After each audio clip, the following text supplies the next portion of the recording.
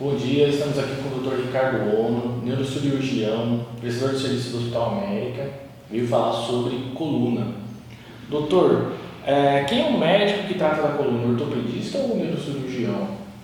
Hoje em dia, as duas especialidades cuidam de coluna. Tem tanto ortopedistas, especialistas em coluna, como neurocirurgiões. Até alguns anos atrás, era um pouco direcionado, porque os ortopedistas cuidavam mais de deformidades e os neurocirurgiões de doenças relacionadas à hérnia de disco, tumores, metástases.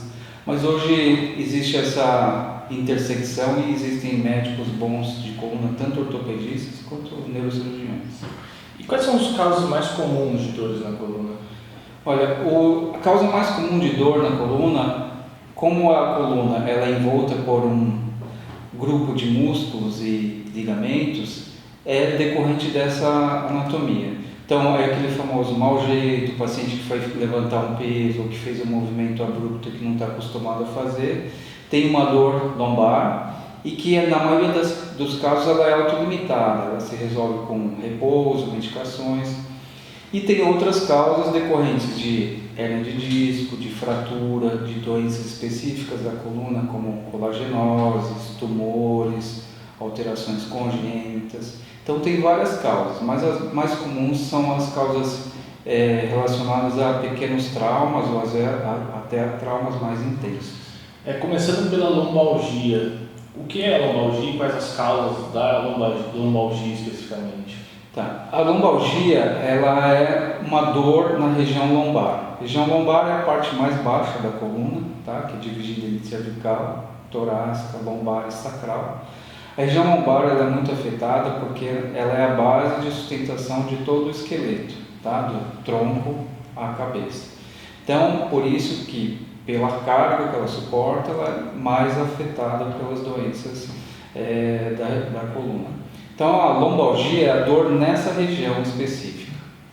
Ela tem várias causas, como eu falei, né? Tem dores crônicas e dores agudas. As agudas são relacionadas a traumas, mau jeito, posições, alguma coisa diferente do que o organismo está habituado a fazer. E a segunda causa são as causas mais específicas, que são relacionadas às doenças crônicas. Uma compressão de um nervo, compressão por um disco e outras causas além disso, que são alterações degenerativas decorrentes da idade. Essa compressão do nervo tem relação com a inflamação do ciático? Então, nem sempre a lombalgia é acompanhada da dor ciática. A lombalgia é uma dor local, só da região lombar. A dor ciática é quando essa compressão que existe na região lombar, ela transmite para o nervo ciático. Então, a pessoa refere que tem uma dor na perna, na região posterior da coxa, não é porque o problema esteja lá. É que o nervo, como ele sai da região lombar, a dor ela vai se refletir na região mais baixa. Mas o problema inicial é na região lombar. Então, a dor ciática é uma dor irradiada para a perna e a lombalgia é uma dor local. E como que é diagnosticada cada uma delas? A lombalgia e a inflamação ciática? Então, o principal, na verdade, é a história que o paciente conta, como começou a dor, a característica que ele relata, porque o próprio paciente relata a localização e a irradiação da dor. Aí depois no exame físico você consegue delimitar a palpação e as manobras específicas para isso, qual a extensão dessa dor, se tem relação com o tecido muscular, se tem relação com o osso ou se tem relação com o nervo. E a partir daí é que você, quando tem já uma base de diagnóstico, através da anamnese e do exame físico, direciona para exames complementares. Tá. Agora falando de hérnia de disco, o que é a hérnia de disco? Disco intervertebral, ele é como se fosse um amortecedor entre as vértebras. O que ele faz? Ele amortece e autoriza a rotação e a flexão e extensão da coluna.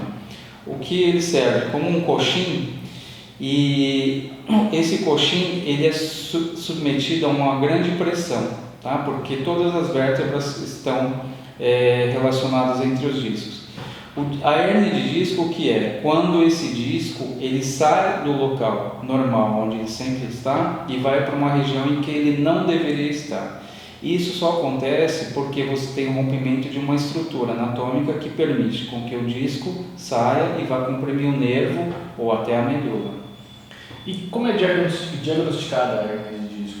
Então, primeiro é, como eu falei, o exame físico e a história, e segundo, através de exames. Os exames mais comuns, que são feitos nessa ordem mais ou menos cronológica, são raio-x, tomografia e a ressonância. O exame conclusivo para diagnóstico, e é o melhor exame, o padrão Gold, que é a ressonância, porque ela permite que a gente veja todos os discos anatomicamente bem e a relação desse disco com o nervo e a medula, se há compressão direta, se há uma compressão indireta, se há extravasamento do disco para dentro do canal medular, e por isso que a ressonância é o exame mais importante. E aproveitando esse assunto da hernia de disco, a Lourdes Carmo enviou uma pergunta. Hernia de disco somente se resolve com cirurgia? Não. A maioria das hernias de disco elas se resolve com tratamento conservador. Estatisticamente, 80% das hernias se resolvem clinicamente, sendo que só 20% precisam de algum procedimento, ou um procedimento mais invasivo, ou uma cirurgia de fato. Então, a maioria delas se resolvem sem tratamento cirúrgico. E a Lourdes Carmo também perguntou se depois de operada ela pode voltar a hernia de disco. Pode, existe uma taxa de recidiva porque quando a gente opera uma hernia de disco, você tira o disco que está doente e parte dele preservado, ele é deixado no local original. Como houve um rompimento desse ligamento, esse disco que ficou, ele pode novamente sair do local e comprimir a raiz de novo. Isso não é comum acontecer, mas é uma complicação que existe e a gente deve relatar. E no dia a dia, o que pode prejudicar ainda mais a coluna? Então, tem 3 fatores mais importantes. Primeiro, que é muito comum hoje, é o excesso de peso. Tá? Quanto maior o peso do corpo, mais a coluna vai sofrer, especialmente a região lombar. Segundo, são as atividades físicas. Né? É necessário fazer atividade física, porque você precisa fortalecer a musculatura para que o músculo ajude a sustentar o peso do corpo. Em terceiro lugar, é a correção de movimentos e principalmente postura. Tá? A postura influencia muito na dor lombar, porque se você tiver uma postura correta e fizer todos os movimentos adequadamente, dificilmente você vai sobrecarregar essa região. Ao contrário, se tiver uma má postura, para levantar objetos, usar um movimento errado, você pode prejudicar a coluna lombar. E quando uma pessoa está com muita dor na coluna, o exercício físico é um aliado ou é um vilão? Então, por isso que é importante sempre procurar um médico especialista. Por quê? O exercício físico ele pode ser um aliado, sendo que se você fizer uma atividade física compatível com o problema que você tem físico na coluna lombar, ele pode te ajudar muito. Ele, na verdade, ele pode ser o tratamento do seu problema. Ao contrário, se você fizer uma atividade física ruim para a sua coluna, você vai prejudicar, e além de prejudicar, você pode fazer aparecer um problema que não tinha antes. Então, sempre antes de qualquer atividade física, principalmente hoje em dia com relação à coluna, procurar um médico se você já tem algum sintoma, ou até mesmo para orientações gerais. Se você não tem nenhum problema na coluna e está preocupado com isso, procure um especialista em coluna para que ele possa te orientar da forma correta e não tenha problemas no futuro. E existem terapias que auxiliam na recuperação de problemas na coluna? Muitas terapias adjuvantes. As principais, as mais conhecidas são fisioterapia, acupuntura, quiropraxia, medicações, e hoje a gente tem vários procedimentos técnicos, menos ou mais invasivos, antes de se pensar numa cirurgia, que podem ajudar no tratamento da dor. Tá? Aliás, hoje o que a gente tem é sempre tentar de uma maneira menos invasiva e menos agressiva, e deixando os procedimentos cirúrgicos como última opção. E como eu falei, na maioria das vezes isso se resolve sem cirurgia. E uma outra pergunta da Lourdes Carmo, a cirurgia de coluna pode ser feita em qualquer idade? Pode, não tem contraindicação.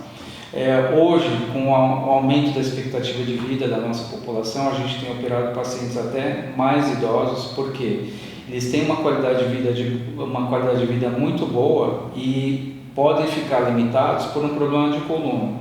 Então, se você tiver hoje segurança para operar um paciente independente da idade, vale a pena operar porque a qualidade de vida depois pode voltar ao que era antes. Legal. E aqui uma última pergunta. No Hospital América ele tem todos os equipamentos, todos os especialistas para auxiliar as pessoas com problemas de coluna? Tem. Desde a parte médica até a parte técnica, estrutural, todos os recursos que a gente tem, eles são de última geração. Então, falando da parte médica, nós temos médicos especialistas, nós temos médicos que auxiliam no diagnóstico. Por exemplo, existe um exame que chama eletroneuromiografia, que em alguns casos é necessário fazer para a gente confirmar a compressão de um nervo ou até uma lesão de um nervo antes de pensar numa cirurgia. Esse exame é realizado por um médico que nós temos aqui no hospital.